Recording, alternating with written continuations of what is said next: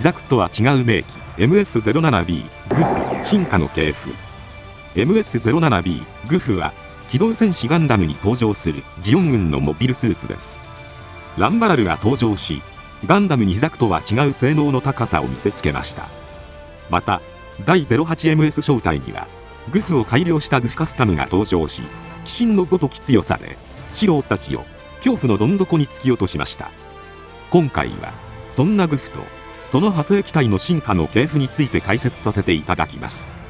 怯えろ、救え、モビルスーツの性能を生かせぬまま死んでゆけ。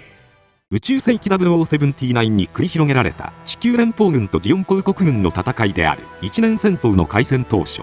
ジオン軍は破竹の勢いで地球連邦軍に勝利を重ねていました。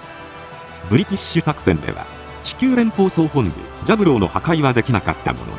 地球へのコロニー落としに成功し、ルーム戦役では連邦との3倍の戦力差を覆して優位に立ち、ベビル将軍を捕虜にするという華々しい戦果を挙げます。これらの勝利は戦線投入された新型機動兵器モビルスーツザクによるところが非常に大きいものでした。こうして圧倒的に国力の差があるはずのジオンは連邦に優位に立ったことから和平交渉に臨みます。事実上の無条件降伏に等しい要求を掲げるジオンでしたが、交渉に失敗してしまいます。その結果、ジオン軍が戦争を継続し、さらなる戦果を求めて地球降下作戦を行います。こうして戦場は宇宙から地上へ移っていくことになりました。ジオン軍は地球侵攻作戦用にザク 2F 型を改修して陸戦型となるザク 2J 型を開発しました。この機体は宇宙用装備を取り払って軽量化を図ることで地上で運用する際の適正の向上やコストダウンを実現したものですが、ジオン上層部はザクの性能の限界を察知していました。そこでザクを開発したジオニック社に対して陸戦型ザクを再設計した新型モビルスーツグフを開発させます。ザクとは違うのだよ、ザクとは。この頃ジオン軍は破竹の勢いで地球を侵攻していきました。しかし戦果を残すことができていた一番の要因は、地球連邦軍が自前のモビルスーツを持っていないという単純な理由だったので、地球連邦軍がモビルスーツ開発に成功し戦線投入してきた場合、モビルスーツ同士の戦闘が発生することは自明の理でした。そのためグフは対モビルスーツ戦闘を強く意識して開発されました。まずザク 2J 型をベースとして高機動型試験機とプロトタイプグフが開発されます。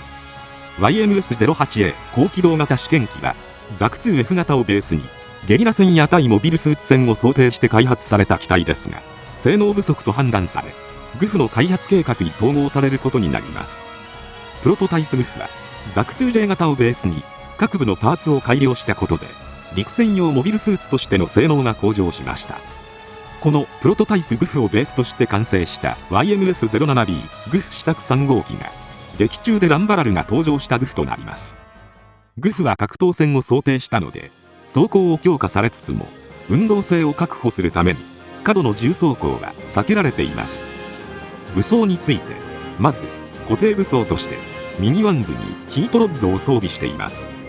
これはグフの前方にほぼ匹敵するほどの長さに伸ばすことができる電磁口で、敵機に絡みつけて大電流を流すことで電子回路を損傷させつつ敵パイロットを感電させることも可能です。劇中ではセイラ・マスが操縦するガンダムのつま先を切断するなどの性能の高さを見せつけています。左手の指先には得意の格闘戦に持ち込むために用いられる5連装 75mm マシンガンを搭載しています。母子全てがマシンガンの方法となっていて、主に牽制用に用いられます。柔軟な使用方法が期待されたものの、ザクマシンガンのような外装式の武装に慣れているパイロットには扱いづらいということから使いこなせたのが一部の技量が高いパイロットのみであり、実戦部隊の中にはこの装備を取り外しザクマシンガンを使用するものも多かったとされています。シールド裏にはヒートサーベルを装備しています。収納時はつかのみの状態ですが、使用する際に瞬時に刀身を形成して灼熱化した剣となります。劇中ではガンダムのシールドを両断するほどの切れ味を誇ります。なおテレビ放送当時の記録全集などの書籍ではビームサーベルと表記されていましたが、ガンダムのビームサーベルトはミノフスキー粒子を集約して刃の形にしているのに対して、グフのものはセラミックス系の粒子から構成されており、構造が異なっているからか、現在はヒートサーベルやグフサーベルなどと呼ばれています。劇中ではアムロとガンダムを苦しめたランバラルの登場機として大活躍を見せます。その後はゲリラ戦を展開してホワイトベース隊を翻弄し、あと一歩にまで追い込みました。勝てたのはそのモビルスーツの性能のおかげだということを忘れるな。 YMS-07B グフ試作3号機は短期間で完成したがゆえに性能の限界はあるものの、白兵戦能力の高さが認められ、量産仕様である MS-07B グフになりました。そして様々な派生機が開発されることになります。まずグフカスタムです。この機体はグフの左手を通常のマニピュレーターに戻し、近距離だけではなく中距離戦も行えるように改修された機体です。最大の特徴として左腕部にガトリングシールドを持ちます。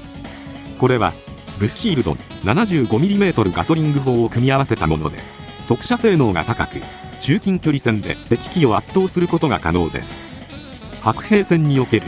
デッドウェイト化を避けるため、容易に取り外すことができます。また装弾数は少ないものの、3連装ガトリング砲が左前腕部に外付けされているので、75mm ガトリング砲をパージした後でも多少の射撃戦が可能です。右腕にはグフ同様ヒートロッドを内蔵していますが、材質を強化することで軽量かつ長射程を実現し、機体を牽化できるほど強度も上がっています。ヒートサーベルはグフのものと異なり、発熱させなくても斬撃可能な仕様となりました。グフカスタムは OVA 機動戦士ガンダム第 08MS 招待でノリス・パッカード登場機として登場します。ジェットコアブースターを利用して華麗に空中を舞い、地形を利用した戦い方で陸戦型ガンダム2機、ガンダム EG8、量産型ガンタンク3機を手玉に取るという鬼神が如き強さを見せつけます。最終的にガンダム EG8 との一騎打ちで撃破されるものの、最後の量産型ガンタンクを撃破しており、勝負に負けて戦いに勝つという屈指の名シーンが描かれています。アイナ様の思い人と出会う。面白い人生であった。次にグフ飛行試験型です。推進機を増やして飛行能力を付与するべく開発された機体です。グフ飛行試験型は MS-07B グフをもとに複数種が開発され、飛行能力の検証が行われました。その後グフ飛行試験型とグフカスタムを組み合わせて完成したのがグフフライトタイプとなります。バックパックや腰部には強力なスラスターを装備し、脚部には大型化した熱核ジェットエンジンを搭載しています。安定した飛行性能を発揮する機体に仕上がったものの、グフは土台 YS との連携運用を行う方針であったため、生産されたのはごく少数にとどまりました。機動戦士ガンダム第 08MS 招待に登場しており、橋を渡ろうとする08招待を襲撃して白が狩る EG8 を翻弄する様子が描かれています。また最終決戦ではアプサラス3の護衛として出撃しますが、帰投の際にジムスナイパーに狙撃されています。なお小説版第 08MS 招待ではノリス・パッカードがグフカスタムではなくグフフライトタイプに登場しています。次にグフ重装型です。ヒートロッドを廃止して両腕に5連装マシンガンを装備した機体です。格闘よりも支援を重視しており、機動戦士ガンダムユニコーンではジオン軍残党の機体として登場しています。また本機を発展させてドムの元となるグフ試作実験機が開発されています。さらなる機動性を求めて開発された機体も存在します。グフビジャンタではさらなる軽量化が図られました。シザーワイヤーと呼ばれるモビルスーツの全高の4倍以上もある全長85メートルの特殊ワイヤーを装備しており、漫画ザ・ブルーリスティニーではユウカジマたちモルモット隊と戦闘を繰り広げています。その他には火力を強化したグフ戦術強行型やジャングルでのゲリラ戦を目的として開発されたグフハンターなど様々な仕様の機体が存在します。一年戦争終結後はジオン残党軍が運用する機体で多少見られるほか、パラレルワールドとして描かれた機動戦士ガンダムサンダーボルトでは南洋同盟がフライトユニットを装備したグフを運用している姿が見られるものの、地球連邦軍が汎用型モビルスーツを重視したことにより徐々にその姿を消していくことになりました。しかし宇宙世紀 O120 には復活したジオン系残党組織であるオールズモビルがグフの外見を模したモビルスーツ RF グフを運用する様子が描かれています。余談ですが、グフという名前の由来は諸説あり、一つは魚の糞という言葉をひっくり返したもので、ヒートロッドでの感電とフグの毒によるしびれをかけてグフにしたというものです。もう一つはやられる時にグフと言いそうだからと言われています。今回はこれで以上となります。チャンネル登録されるかはお任せいたしますので、もしよければもう一本動画を見ていただければとても嬉しいです。